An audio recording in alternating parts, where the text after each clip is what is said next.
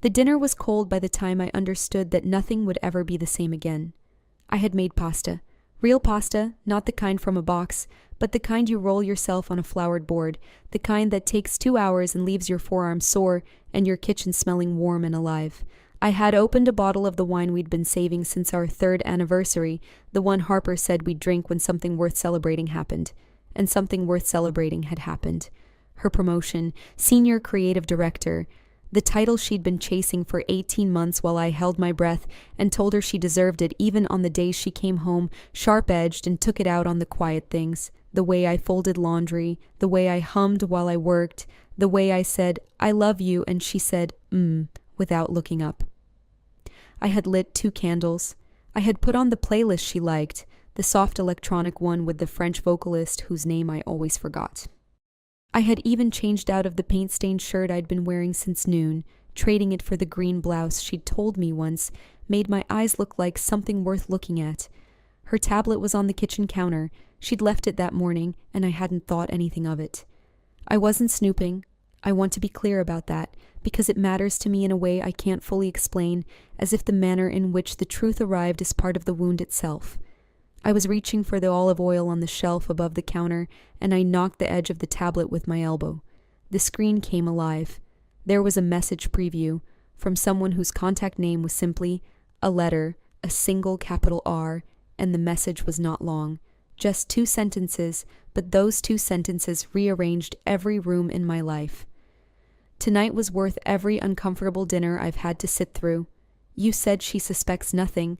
Keep it that way until after the gala. I stood very still. The pasta was still on the stove. I could hear it bubbling faintly. The candles threw 2 small circles of warm light across the table I had set carefully, the linen napkins I had actually ironed, the good dishes we only used when we were trying to mean something to each other. My fingers didn't shake yet. That came later. For a moment I just stood in the ordinary kitchen of my ordinary life and felt the floor tilt, slowly, the way it does in dreams when you step off a curb and the ground is not where it should be. I picked up the tablet. I'm not proud of it, but I did. I opened the thread. I won't describe everything I read. Some of it I've since tried to forget, and I've made partial progress. But here is what I will say. The messages went back 4 months. There were hotel receipts forwarded between them, confirmations for 2 nights in a place I'd never heard of, on a weekend I thought Harper was at a work conference. There were photographs, some of them taken in our apartment, in the bedroom I shared with her, on the side of the bed I didn't sleep on. And there was a conversation, long and casual, where Harper described me to this person whose name began with R. Describe me. She used the word comfortable. She said I was comfortable, like a habit, like a good coat you keep because it still fits even after the style has passed. She said she hadn't meant for things to go this far with R, but that coming home to someone like me made a person want more. She said I was sweet. She said I was the kind of person who would never leave, who loved too earnestly, who would forgive almost anything if you delivered the apology softly enough. She was, in many ways, correct. That was the part that kept me standing in that kitchen long after the pasta had turned to mush, long after the candles had guttered down to small, sad stubs. She knew exactly who I was, and she had used it. I turned off the stove. I sat down at the table. I poured myself a glass of the anniversary wine, and I drank it slowly, looking at the 2 plates I had arranged, the 2 sets of silverware, the flower in the small vase I'd picked up from the market on the corner on my way home from the post office that morning. I heard her key in the lock at 20 minutes past 8. Before we return to the story, I just want to share a quick note. This version is made for YouTube, but the uncensored GL scenes and hotter videos will be available on my Patreon. Some moments are too spicy to include here, so if you want the fuller and bolder version, you can find the details in the description below. She came in laughing at something on her phone. She was wearing the gray coat that made her look effortlessly put together, and she smelled faintly of something I didn't recognize and didn't want to name. She looked up and saw me at the table, and something moved across her face. Not guilt, exactly. More like calculation, the brief flicker of someone running a quick assessment of how much trouble they're in. "You waited up," she said. "Babe, you didn't have to—" "I made dinner," I said. My voice sounded like it belonged to someone standing slightly to the left of me. "For your promotion, I made pasta." She looked at the table, at the cold plates, the burned down candles. Her eyes moved to the tablet on the counter, and I watched her go still. "Naomi," she started. "I wasn't looking for anything," I said. "I knocked it. The screen just came on." The silence stretched between us like taffy, slow and viscous, and eventually painful. "How much did you read?" That was the question she asked. Not, "I'm sorry," not, "It's not what it looks like," which would have been insulting, but at least would have been an attempt. Just, "How much did you read?" As if the problem were my access to information and not the information itself. "Enough," I said. What followed was an hour I will carry in me for a long time. Harper cried, which surprised me because in 4 years I had rarely seen her cry, and I had always assumed she simply didn't. That emotion lived in her somewhere inaccessible, behind a door she'd never given me the key to. But she cried that night, and for a moment the crying confused me enough that I almost reached for her, almost crossed the kitchen and put my arms around her the way I always did, because that is what I do. That is who I am. I close distance. I offer warmth. I stay. But then she said something that made the reaching impossible. She said, "You have to understand that things between us have been fading for a while, Naomi. You have to know that. You must have felt it." And I thought, no, I had not felt it. Or rather, I had felt something adjacent to it, a quiet unease, a sense of being perpetually on the edge of someone's attention, of being looked at but not seen. But I had not named it fading. I had called it normal, called it the rhythm of long-term love, told myself that the heat in a relationship becomes warmth, and warmth is good, warmth sustains. She said I was too sensitive. She said I made everything a bigger deal than it had to be. She said she hadn't meant for it to happen, but that these things happen sometimes when two people had grown apart, and wasn't it better to be honest now than to let it drag on? I stood up from the table. I took my wine glass to the sink and I rinsed it. I turned off the French vocalist on the speaker. I blew out the one candle that was still barely alive. "I need you to leave tonight," I said. She looked like I had surprised her, as if I had done something unexpected, something out of character, as if comfortable habit coat Naomi had malfunctioned. "Naomi, let's not—" "Please," I said. "I'm not going to scream. I'm not going to throw anything. I'm just asking you to leave tonight and take what you need for a week and give me some space to figure out what I want to do." She left. She took a bag and her laptop and the gray coat, and she closed the door with a careful quiet that felt somehow worse than a slam, as if even in this she was managing optics, even in this she was composed where I was falling apart.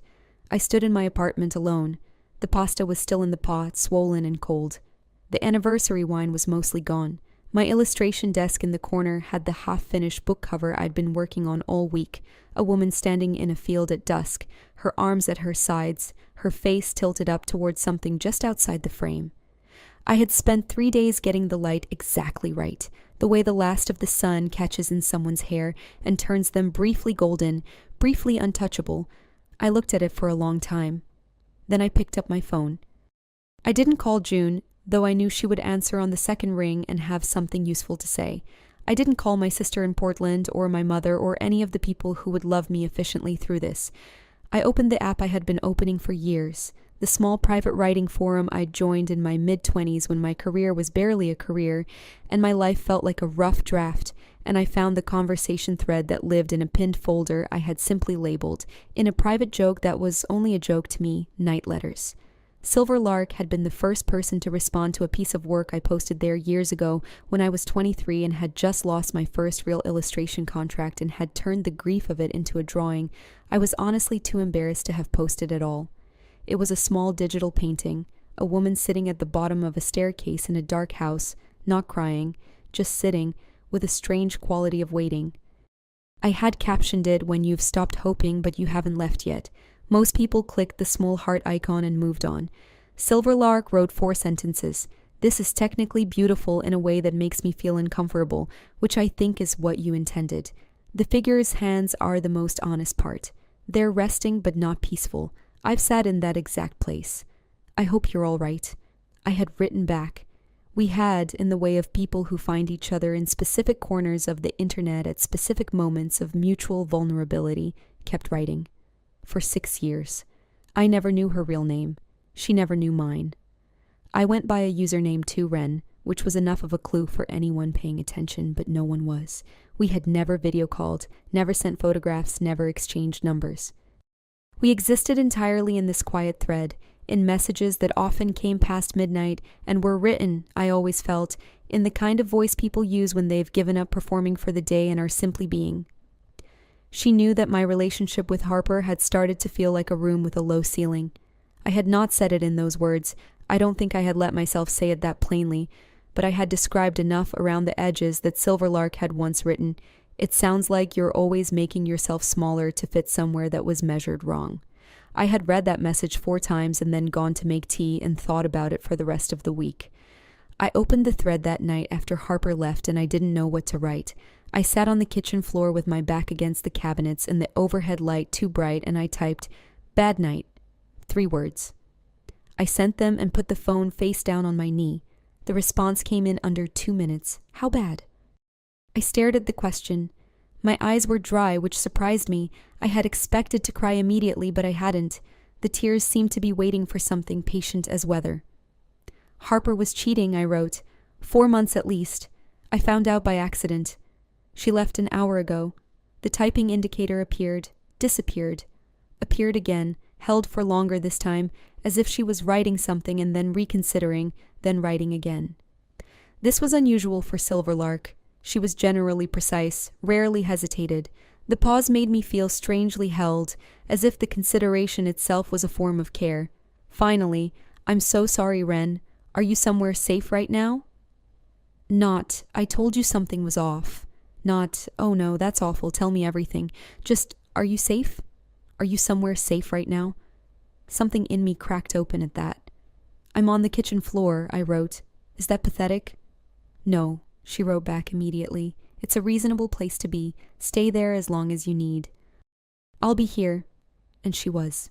For 4 hours she was there. She didn't push me to tell her everything at once. She asked small things, gentle questions, the kind that let me choose how much to give. She asked what I had made for dinner, and I told her about the pasta and the anniversary wine, and she said, "You made real pasta for someone who was going to come home to you smelling like a different person." That's not naivety, Ren. That's loyalty. Don't let her turn those into the same thing. I asked her if she had ever been cheated on. She was quiet for a moment. Then, "I've been in relationships where I wasn't truly present. I think, if I'm honest, there was once a time I was the one who was elsewhere. Not physically, but I understand more than I wish I did about the specific cruelty of being in a room with someone who has already decided to leave. I had not known that about her.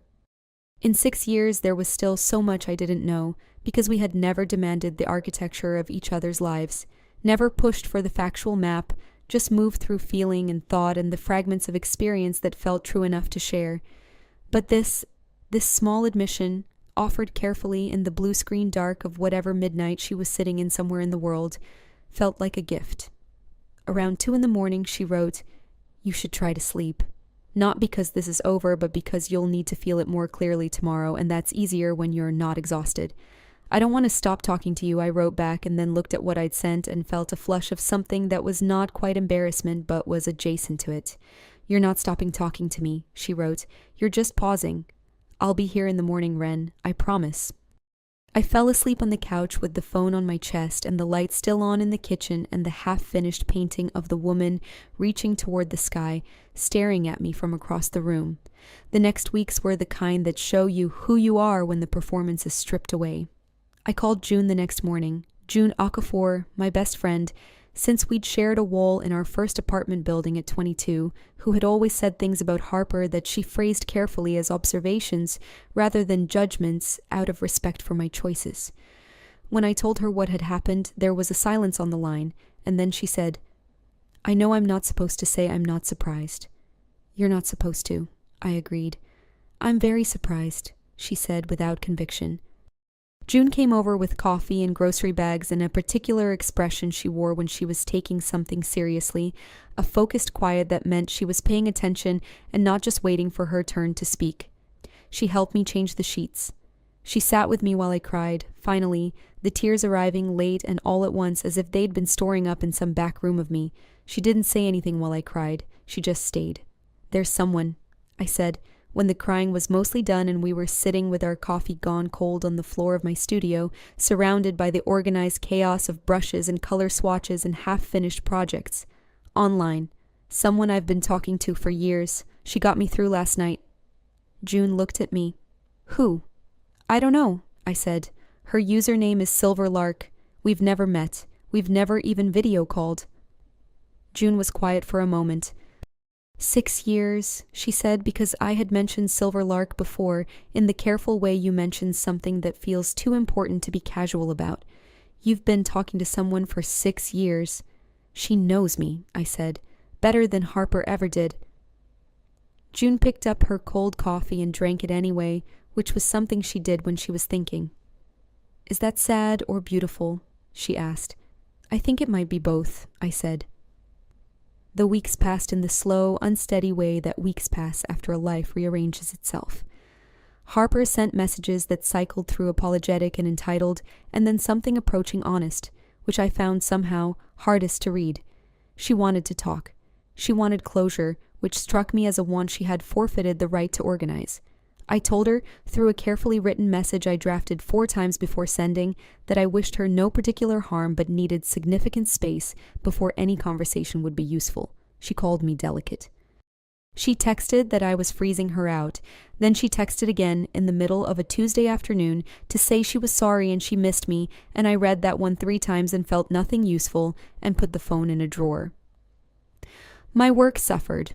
My work always suffers when I am in emotional weather. I lose the ability to see color accurately, or rather I lose the ability to trust what I see. And since I make my living interpreting and rendering visual feeling, this is a professional problem as well as a personal one. I had 2 book cover deadlines in that month and I met them both, but only barely, and with none of the quiet joy that the work usually gave me. Silverlark and I talked every day. Not always at length, not always about anything significant. Sometimes she would send a line from a poem she was reading, and I would send back a small sketch, a few strokes on a digital canvas, responding to the image the line made in me. Sometimes I would describe the light outside my window and she would say something about the light outside hers, and we'd have this exchange about weather and time of day and the particular quality of afternoon that felt somehow more intimate than most conversations I'd had in person. She started sending voice notes. That was new. In 6 years we had been text only, and the shift felt significant in a way I couldn't quite name. Her voice was low and unhurried, with a precision in it, a careful choosing of words, that I found startling and then immediately comforting. She read to me sometimes, small passages from whatever she was working on or reading, and I would lie in my bed in the dark and listen and feel, for the first time in months, something that was not grief. I started to understand something I'd been resisting.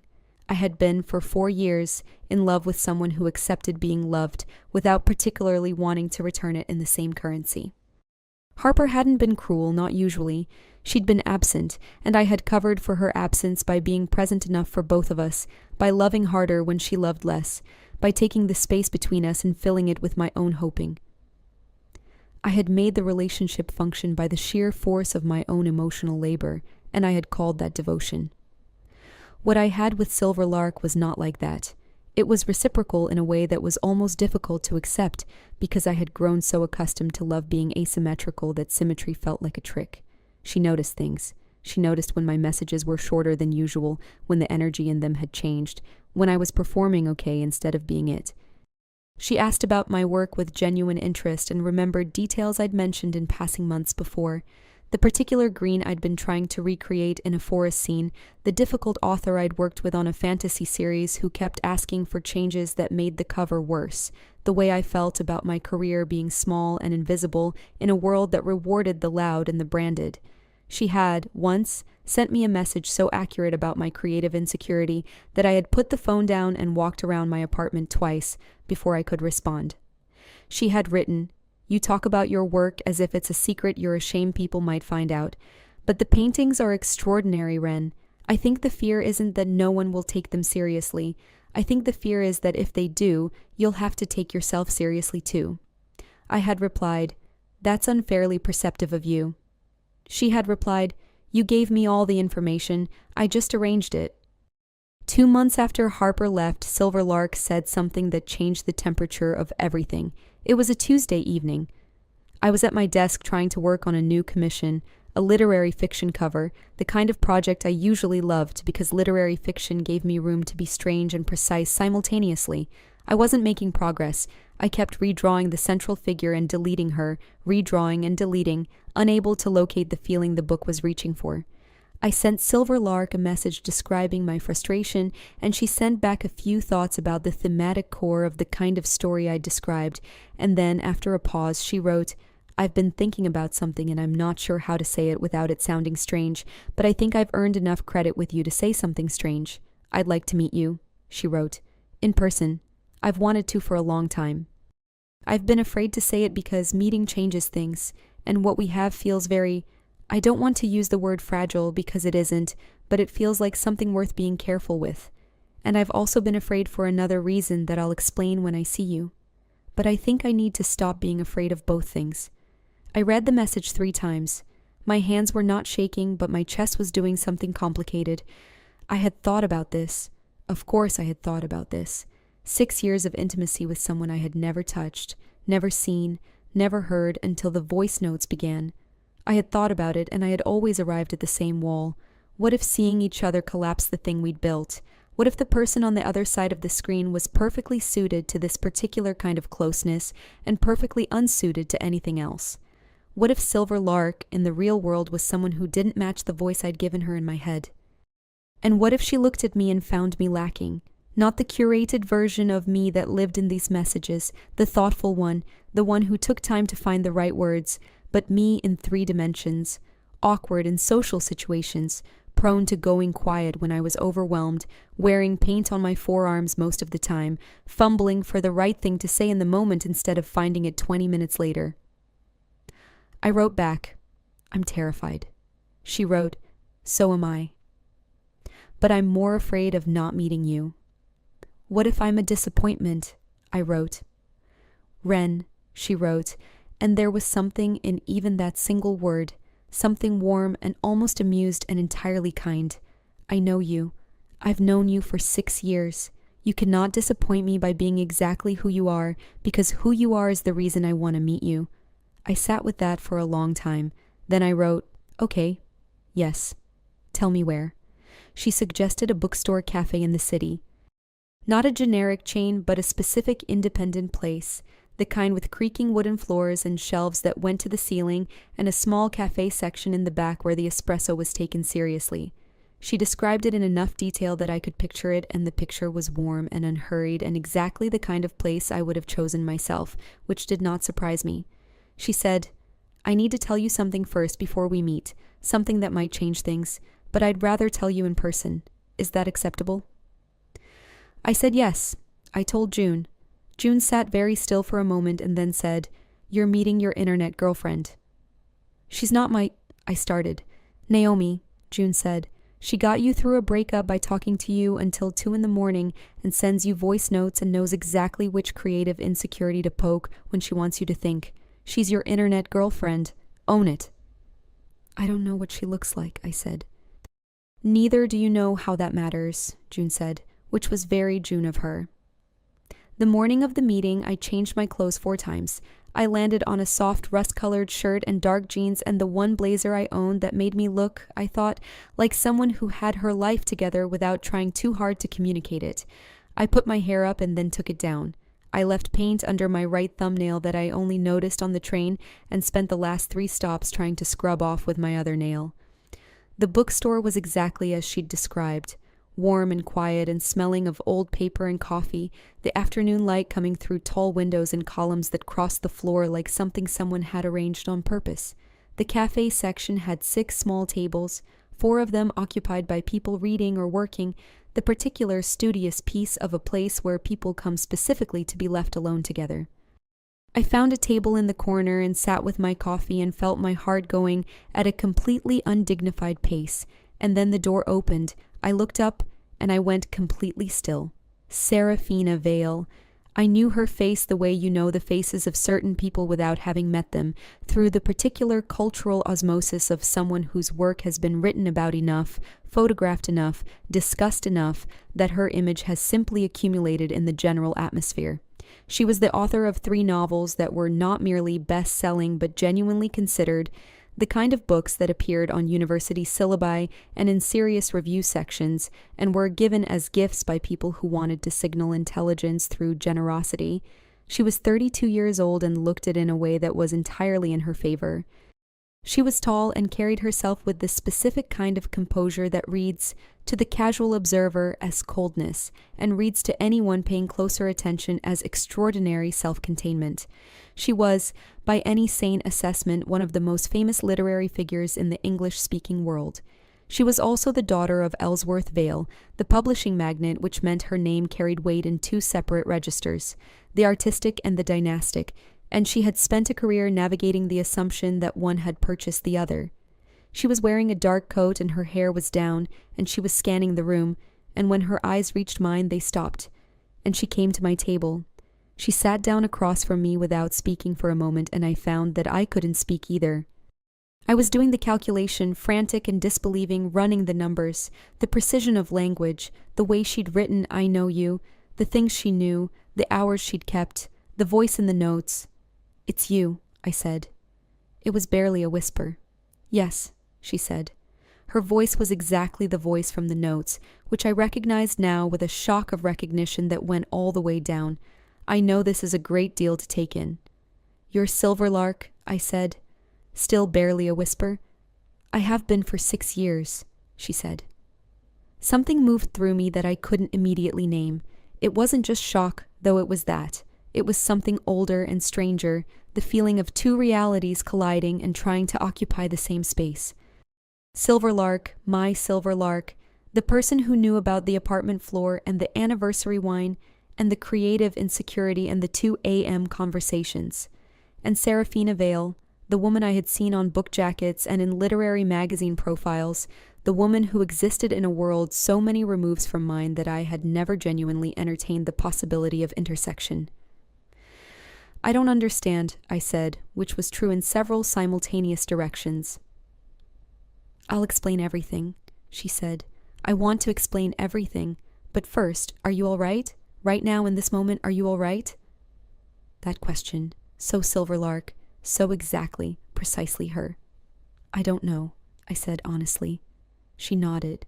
She ordered tea from the waiter who appeared and didn't look at him with the particular performative smoothness of people who are accustomed to being recognized in public, but with a simple, focused courtesy that I noticed and filed away. Then she looked back at me and said, "I want you to know that everything was real, every message, every voice note, every—" She paused, very slightly. "Everything I said to you was true." "Then why didn't you tell me who you were?" She was quiet for a moment.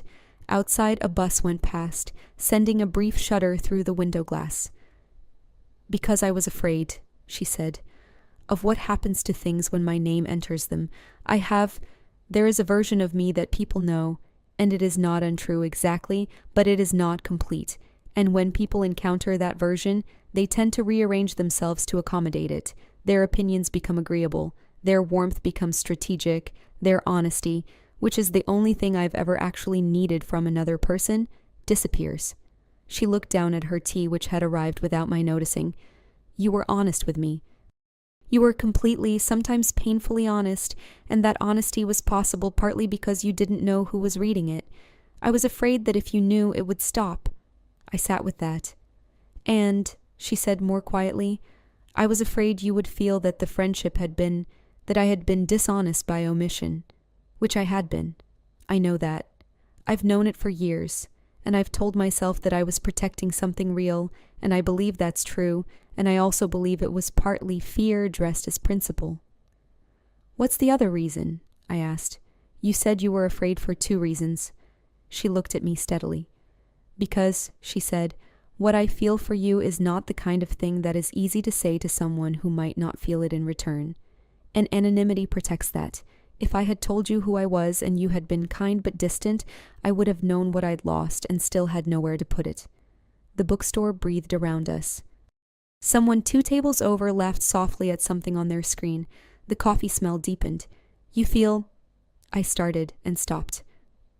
I am not going to perform indifference about it, she said. I'm past that. I'm telling you clearly that I have feelings for you that have grown over a very long time, and that the anonymity was not dishonesty for its own sake. It was the only way I knew to have something real. I looked at her.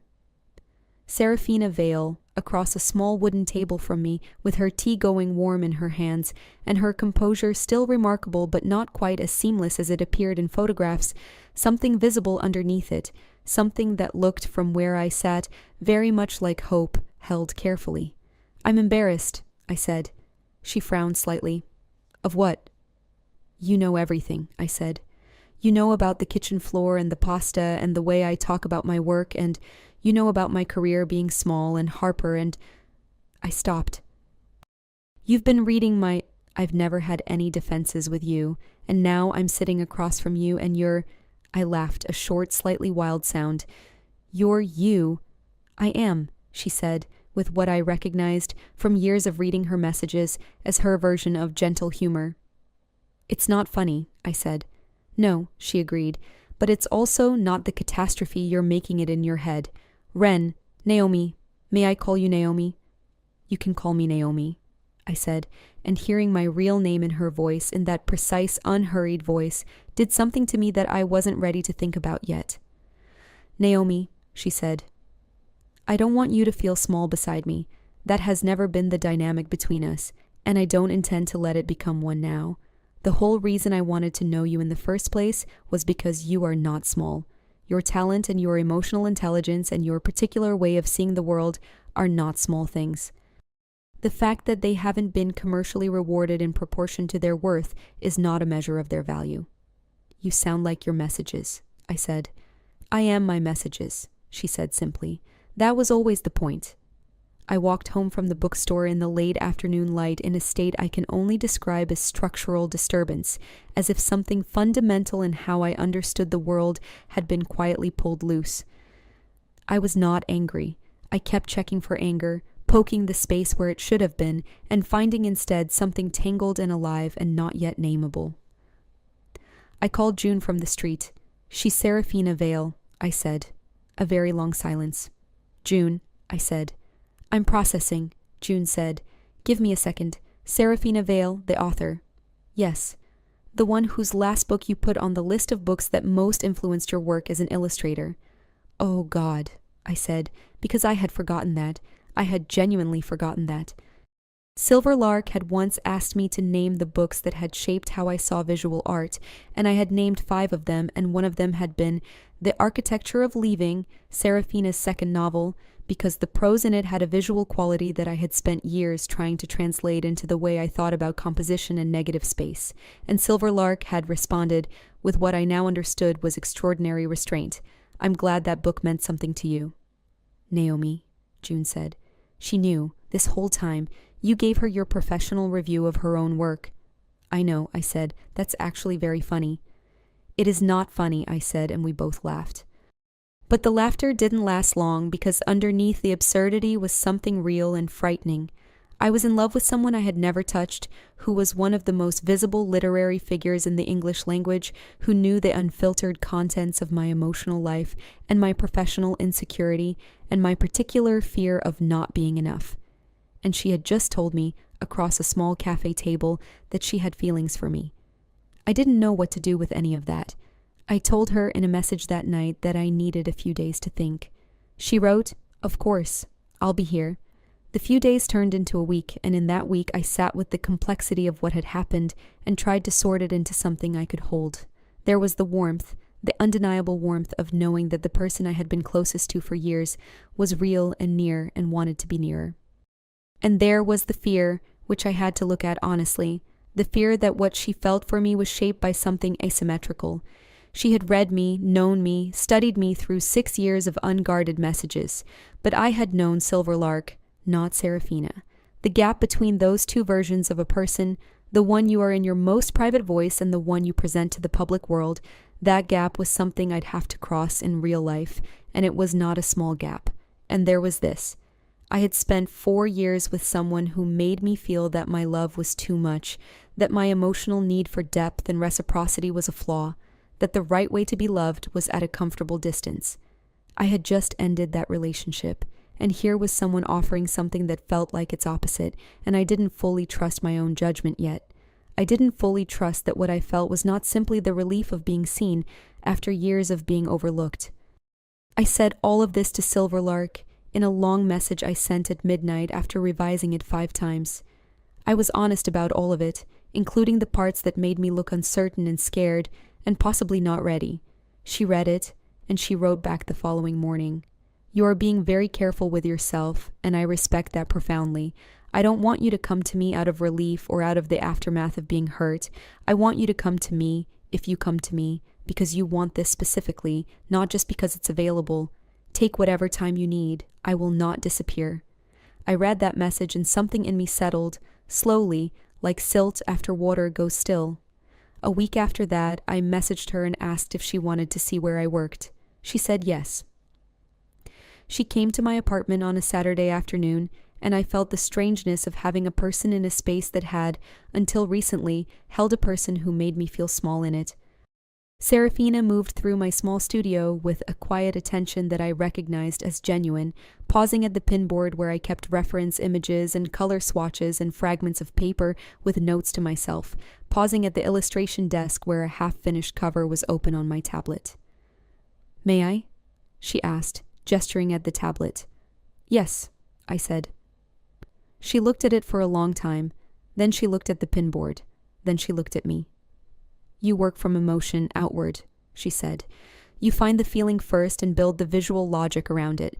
Most illustrators I've worked with go the other way. Your publisher has used my work, I said, startled. Once, 3 years ago, she said, for an anthology. I remember seeing the piece and finding the credit and losing it immediately in an email. I've thought about it since. She paused. I didn't connect it to Ren until I already knew you too well to not be embarrassed by how long it took me. We made tea. We sat on the floor, which was my preferred seating in my own apartment for reasons I'd never fully analyzed, and she did not seem to find this unusual. We talked for 3 hours about the work, mine and hers, about the relationship between visual and written language, about whether any artist could be truly objective about their own craft, or whether the inability to be objective was actually what made the craft possible. And then we talked about less abstract things. About her mother, who had died when Seraphina was 24 and whose death had, she said, permanently rearranged the furniture of her interior life. About the way fame had arrived too young and too completely, and how she had spent the years since trying to find the person she would have been if it hadn't. About the loneliness of being surrounded by people who wanted to be near her for reasons that had nothing to do with her. That's why, she said toward the end of the afternoon when the light in the apartment had changed to the blue-gray of early evening. Why the anonymity? Why Silverlark? I needed one place where I could exist without the name. You gave me that. I gave you nothing, I said. I just talked to you. Yes, she said. That's it exactly. We kept meeting, a bookstore where she would pull books from shelves at random and hand them to me with a single sentence about why I should read them, and I would look at the sentence underlined on the back or the image on the cover and understand immediately why she'd chosen it for me, the precision of her knowledge of my taste filling me with something almost like vertigo. Her private library, which occupied an entire room of her apartment floor to ceiling, a cathedral built from other people's sentences, and I spent 40 minutes in there without speaking, just moving along the shelves with my head tilted sideways, reading spines, and she watched me from the doorway and said nothing, which felt like one of the most intimate things that had ever happened to me. A gallery opening for a photographer I admired, which she attended with me as simply herself, no PR arrangements, no social performance, and when people recognized her she was courteous and brief, and then came back to me with a cup of wine and said quietly, "Where were we?" And we resumed the conversation we'd been having about whether beauty required witness or whether it existed independently of observation.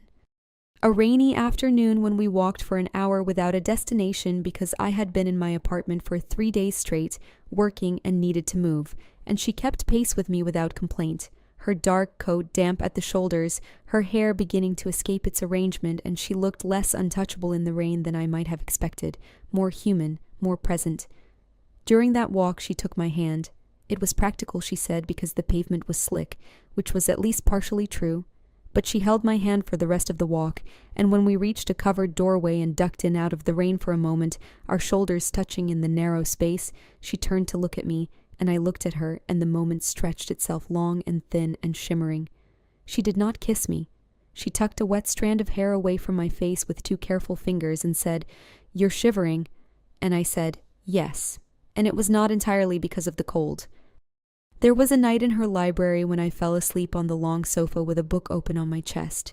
I woke up to find a blanket over me and a lamp turned low, and Seraphina in the armchair across the room, still reading, her profile sharp and calm in the lamplight. She hadn't left. She had simply let me sleep. "How long was I asleep?" I asked. "Just over an hour," she said, without looking up from her page. "You could have woken me." "I know," she said, "but you've been sleeping badly." It seemed cruel to interrupt. I looked at her across the room and felt something so large and complete move through me that I couldn't speak for a moment. "Seraphina," I said. She looked up. "I think," I said carefully, "that I am very much in love with you, and I've been trying to talk myself out of it in case it isn't wise, but I'm not succeeding." She put the book down. She did it slowly, deliberately, the way she did everything, marking her place first with a careful precision. She looked at me for a long moment. "Then perhaps," she said, "you could stop trying." She crossed the room. She sat beside me on the sofa and I turned toward her, and she put her hand against my face, her palm warm and deliberate against my cheek, and she said, "I have been in love with you for 2 years, possibly longer, if I'm honest with myself, which I'm attempting to be." And she kissed me. It was not a tentative kiss. It was not the shy, questioning press of someone uncertain of the welcome. It was considered and clear, and it knew exactly what it was, and I put my hand in her hair and kissed her back and felt, for the first time in what seemed like an enormous stretch of my life, completely and entirely in the right place. Harper reappeared, as Harper was always going to, approximately 6 weeks after Seraphina and I began existing in each other's lives in the new and terrifying and wonderful way. She must have seen a photograph. I was by that point moving through the world somewhat differently, more upright, I think, more willing to be visible. Seraphina and I had been to 2 public events together, and someone had taken a photograph at the second one, the charity gala for the Literary Foundation, and it had appeared in a culture blog with a caption that speculated lightly about who Seraphina Vale's companion might be, and while my name was not in the caption, Harper apparently knew enough faces to recognize mine. She texted at 11 on a Thursday night, "I saw the photo.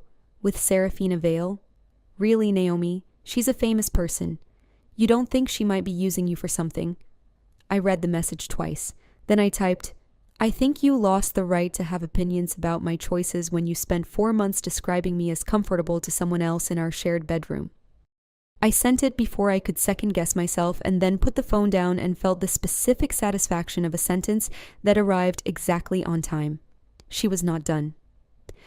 2 days later, at a gallery opening I had been invited to by the artist, an actual professional invitation because my career had begun, slowly, tentatively, to expand in the months since I had started sleeping properly and making work from a place of steadiness rather than quiet desperation. Harper appeared.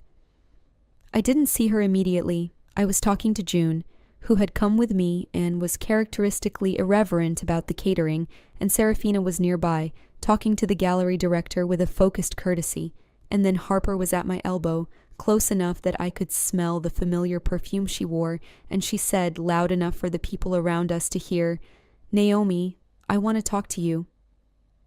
I turned to face her. She was wearing the gray coat. She looked, as always, effortlessly composed, and I recognized the composure for what it was, a performance she had practiced for a long time, and I found that it moved me considerably less than it used to. "I don't think this is the place," I said. "You've been ignoring my messages," she said. "I've been responding when it seemed useful," I said. "This isn't a conversation I'd like to have here." "She doesn't know you," Harper said, and I understood from the tilt of her chin that she meant Seraphina. She knows you as some interesting project, someone to collect. Famous people do that, Naomi. They collect people. The room, in that particular way rooms do when something sharp enters them, had gone slightly quieter. Not silent, but quieter. People were doing the thing where they appear to be doing something else. I felt the familiar pull, the old reflex to make myself smaller, to manage the situation by absorbing it quietly, to say something smooth and peacekeeping and retreat. Instead, I said, "Harper, you described me to someone you were sleeping with as comfortable. You said I was the kind of person who would never leave. You spent 4 months treating me like a placeholder while making me feel like I was the one being insufficient. So I appreciate your concern about my current relationship, but you're not in a position to define who knows me and who doesn't." The quieter room was now quite quiet. Harper's composure wobbled. It was small, just a flicker, but I had known her face for 4 years and I recognized the wobble. "Naomi," she started. "I'm going to go back to talking to my friend now," I said. "I hope things work out for you. I genuinely mean that." I turned back to June, who was looking at me with an expression I hadn't seen on her before, something between relief and pride. "That was you," she said quietly. "That was entirely you." I felt Seraphina arrive at my shoulder, not intrusively, not dramatically, just present, a warmth at my left side. She did not say anything to Harper. She put a light hand between my shoulder blades and said to me quietly, "There's a piece in the back I think you should see. The artist made it from salvaged book covers." And I went with her, and we left Harper standing in the gallery in her gray coat, and I did not look back. I did pull away from Seraphina 2 weeks after that. I want to be honest about it because it matters. It wasn't a dramatic rupture. It was something slower and more internal. I woke up one morning and looked at my life and realized that in the months since the breakup, I had moved from Harper's orbit directly into Seraphina's. And while Seraphina was infinitely better and everything between us was real and good, I had not yet spent any significant time simply being in my own orbit, being Naomi Wren without organizing my life around another person's center of gravity. I told Seraphina this in person, in her library, sitting in the chair across from her. I was afraid she would argue or be hurt, and she was, I think, both of those things, but she did not let either of them speak before she said, "I understand. I think you're right." "It's not that I don't want this," I said. "I know," she said, "and I'm here when you're ready. That hasn't changed." "I need a month," I said. "Maybe a little more. I need to make some work that's mine. I need to figure out who I am without leaning." She nodded. She looked out the window for a moment, and in her profile I saw something that was not quite sadness, something more patient than that. Then she said, "Can I send you messages?" I laughed, a small, surprised sound. "Of course you can send me messages." "Not every day," she said. I won't crowd you, but occasionally, if something seems like it should be yours." "Yes," I said. "Please." She stood and walked me to the door, and at the door she looked at me in the specific way I had come to understand was her version of saying something too large for words, and then she said, "Naomi, I've been known for my name for 12 years. You're the only person alive who knew me without it. Whatever you need, however long you need it, I will be here." I walked home in the cold and cried, but it was a clean crying, the kind that is not despair but release, the kind that comes when something is finally aligned. The month was 6 weeks, in the end. I made work during those 6 weeks. Real work, from the center of something, the kind of work I'd been trying to access for years, but had kept finding blocked. I started a series of illustrations, 12 pieces, each one a woman in a different kind of space, different kind of light, different quality of aloneness. Not loneliness, aloneness. The distinction which I had been thinking about for months felt important, and I tried to put it in the paintings, the difference between being empty and being still, between the absence of others and the presence of yourself. The 12th painting was a woman sitting by a window at night with a phone in her hand, her face lit blue by the screen, and she was smiling at something only she could see, and the smile was not small. I titled the series Known Before Seen, and I sent Seraphina a photograph of the final piece with a message that said, "I think I'm ready." She replied in 30 seconds, "I've been sitting here rereading our old messages. You once told me that the woman in your first painting had your hands. I found a photo of your hands today, incidentally, in the background of a photograph from the gallery event. You were right. They are the most honest part. I read that message in my studio, surrounded by the 12 paintings, and I called her. She picked up on the second ring. Come to the bookstore cafe, I said. The first one. In an hour. Yes, she said immediately. I arrived first and took the same corner table. The afternoon light was doing the same thing it had done on that first afternoon, laying itself in columns across the floor. The espresso machine was making the same sounds, purposeful and warm. She came through the door, and her eyes found mine immediately, as if she had practiced it, as if she had always known exactly where to look. She sat across from me and said nothing for a moment, just looked at me. I want to start properly, I said. I want to start from here, knowing everything we know, and choose this on purpose. As do I, she said. I'm not confused anymore about whether it's real, I said. I know it's real. It was always real. I just needed to be sure that I'm real, that this is me choosing, not me running. And, she said, this is me choosing, I said, clearly and on purpose and knowing exactly what I'm doing. She reached across the small table and took my hand. Her fingers were careful and deliberate and warm. In that case, she said, hello. Hello, I said. We stayed in the cafe for 2 hours, and then we walked through the city in the early evening, and she kept my hand, and people moved around us on the pavement, and the lights came on in the shop windows, one by one, and at some point she said something quiet and precise about the particular quality of city light in the autumn, and I said something back, and we were talking, easily and entirely in the way we had always talked, except that we were real and present and warm in the cold. That was 7 months ago now. What it looks like on the ordinary days is this. We are in her library on a Saturday afternoon, her in the armchair and me on the floor with my back against the sofa and my tablet on my knee. She is reading and I am working, and the silence between us is the particular kind of silence that is not absence of sound, but presence of ease, the kind you can only have with someone who does not require you to fill it. Occasionally she reads a sentence aloud, testing it the way she does when she's working through something, and I respond, or I don't, and either is fine. Occasionally I turn the tablet around to show her something I'm working on, and she looks at it with the focus she brings to everything, and she says something true, and I go back to the work. The coffee on the low table between us has gone slightly cold, and neither of us has done anything about it. Her cat, which she has never mentioned in 6 years of messages and which I discovered approximately on day 3 of our new life together, is asleep on the windowsill. His name is Aldous, and he has opinions. My illustration series was shown at a small gallery 6 weeks ago in a solo exhibition that was not large and not widely covered, and was, in its quietness, entirely appropriate for work that was about quietness. Serafina came to the opening. She stood in front of the 12th painting for a long time, and when she turned away her face had the quality it sometimes has when she has been moved and is working through whether to say so. She said so. My career is not suddenly enormous, but it is growing, honestly and at its own pace, and the commissions coming in are the kind I want to take, and when I work now I am not afraid of the work in the way I used to be. Harper is not in my life. She is, I understand, with R, or perhaps someone after R. I don't track this information closely. I don't hate her. I think she is someone who moves through people without fully arriving, and that is sad, and it is not mine to carry. June came to the gallery opening with her new person, a quietly funny textile designer named Petra, and spent 20 minutes explaining the paintings to Petra with what I can only describe as personally invested accuracy, as if she had made them herself. I stood to the side and watched and felt in my chest the particular warmth of being loved by someone who took the trouble to understand your work.